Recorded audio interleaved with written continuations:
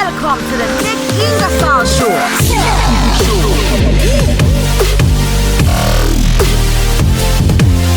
What is going on, everybody? This is episode number 1 of Ask Me Anything, where I basically just take some questions that you ask me and I answer them. So let's get into it. Question number 1. CJ wants to know if I believe in psychics. So, CJ, the answer to that question is no. I tend not to believe in things like psychics or tarot card readers or any sort of religious ideology, deities, tooth fairies, Santa Clauses, that kind of thing. So, no, I don't. What's next? Here we have Baba, best name ever. I have an idea for creating a beverage brand. What are your thoughts on flavored development companies? So the first thing that you need to know about flavored development companies is that it can be very expensive. So anywhere from $15,000 to $50,000. And there's good and there's bad. The good thing is you're going to get something that tastes really good. But the potential downside is that those people are maybe some iron chefs or some food scientists that don't have a ton of actual manufacturing experience. So you do always run the risk of sort of investing or over-investing in these recipes, and then when it comes time to take that recipe into an actual manufacturing situation, the recipe sort of just falls apart. So I would be very cognizant of that. Other than that, I think that there's a couple ways to go about it. The first one is just rent time in a commercial kitchen and experiment, or just start in your own kitchen. Like you don't need a flavor development company. You don't need a PhD food scientist to make a beverage. You can figure it out by yourself for the most part. And then if you have any co-packing partners in the business, then take that idea, go to them, and have them do some R&D for you. Because oftentimes, if you can find a co-packer that's the right partner for you, they'll do a lot of that R&D for free. Okay, what's next? Master P, which is definitely not your real name, wants to know 3 things I would tell my younger self about entrepreneurship and what it takes to be successful. I probably get asked this question more often than most, and it's a nebulous one. The first thing is, I think that a lot of things I wouldn't tell my younger self. And it may sound a little bit counterintuitive, but the reason I say that is that the more information that you have later on in life, it can really sort of skew your view. If I knew some of the things that I know now about entrepreneurs and their backgrounds and everything else, it would be discouraging in some way. I don't think I would have gotten discouraged because as a young buck, I was always, one of these kids that was pretty rebellious. So there are a lot of things I would not tell myself, I guess is what I'm trying to say. The things that I would, and you're wanting to know what 3 things those things would be? I think the first thing is establish a range of success for yourself, constantly plan. I do a lot of this now. I've been doing it for a long time, and I'm still relatively young. Even when I was a teenager, I think that the proper way to look at it is, where do I want to be in 6 months?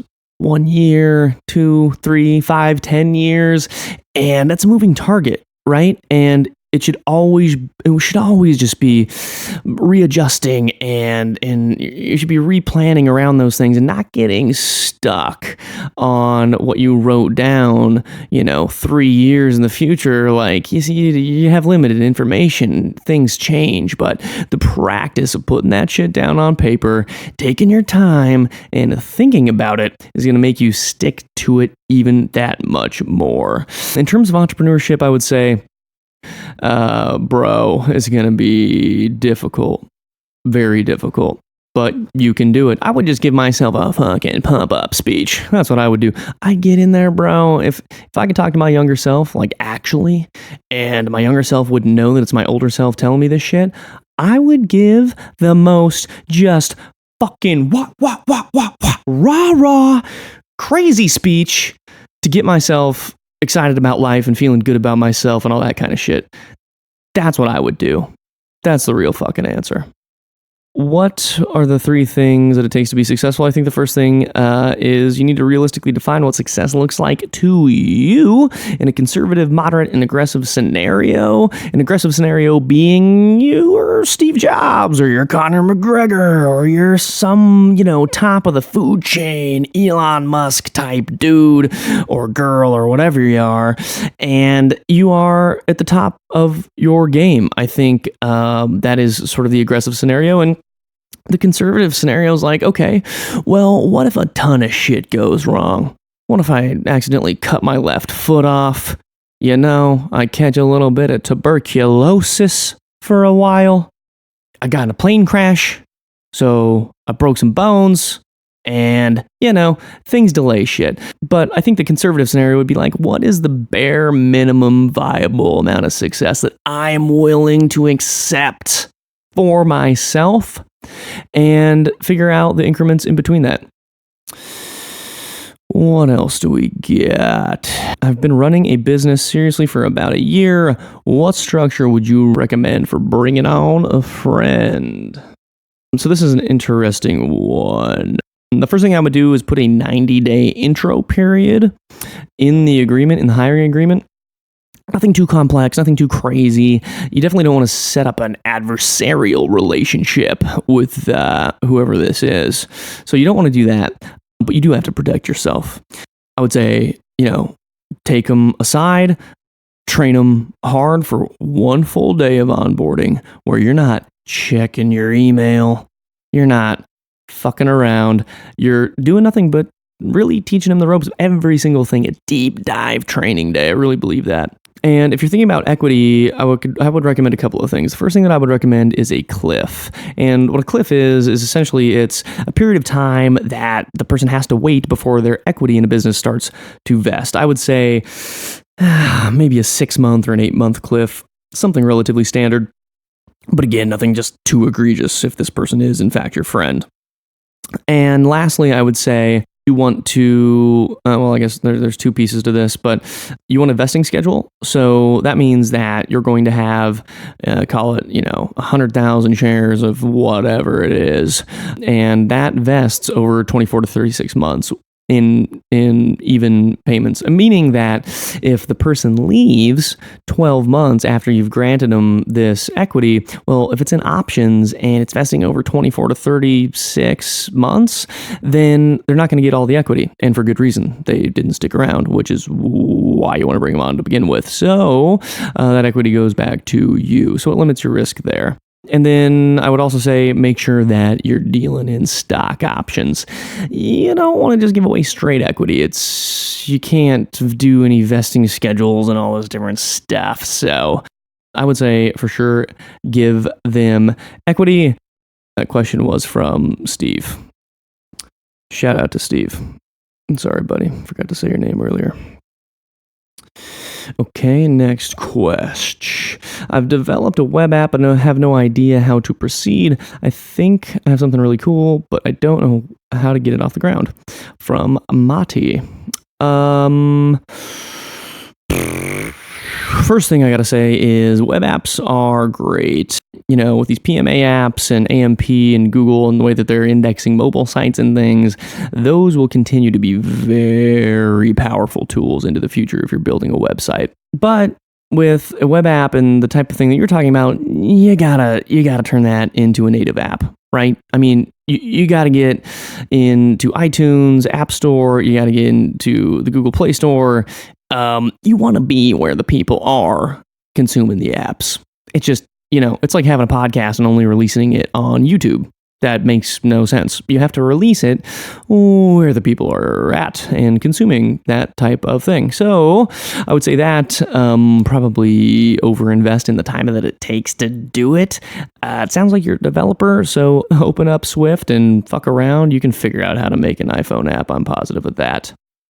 Okay, Lou wants to know, organic growth versus paid social marketing. Should I focus on one or master both simultaneously as quickly as possible?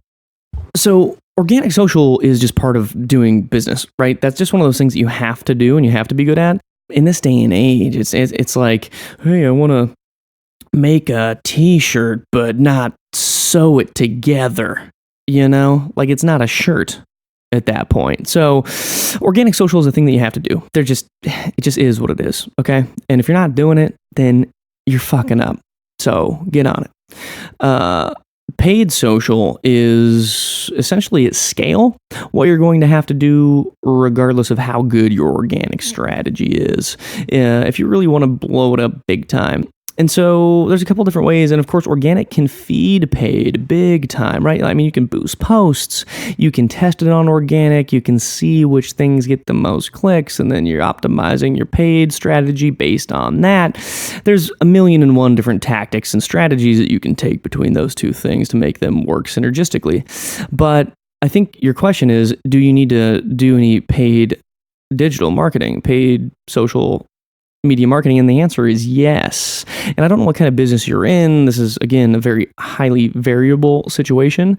At Barnana, I use Facebook ads to target people who shop at places like Whole Foods, and I'll geofence them in and serve them ads. And if we're on deal, I'll serve them that as well, all the while trying to keep that CPM as low as possible. So again, not knowing what kind of business this is, the answer is you gotta do both of those things. All right, next question is from Rose. I don't know, Rose with 2 E's might be a typo. Anyway, I would like to meet you and get some ideas or concepts on how to be successful as an entrepreneur. I'm very new, but I'm looking to move fast. Well, Rose, love the spirit. All right, moving fast. But the first thing is just fucking move.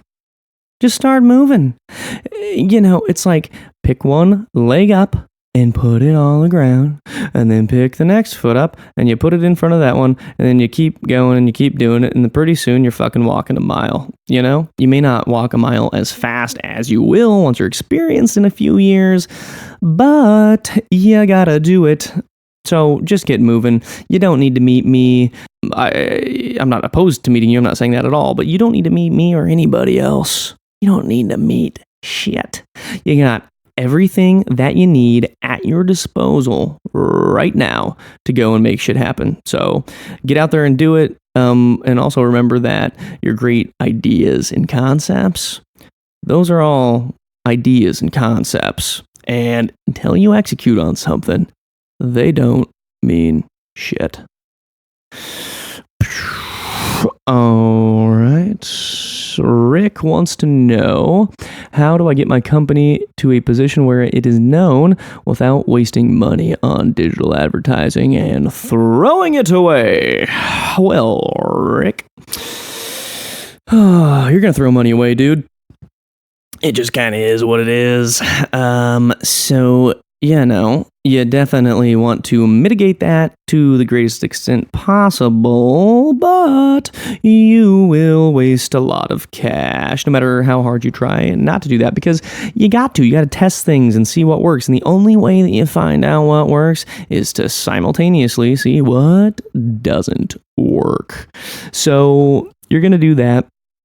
That's basically unavoidable. In terms of getting your company into a position that it is known without wasting money, I don't know if you're trying to say like you don't want to spend any money, or you're just scared of wasting it and you might not get the best lemon juice from squeezing that yellow fruit.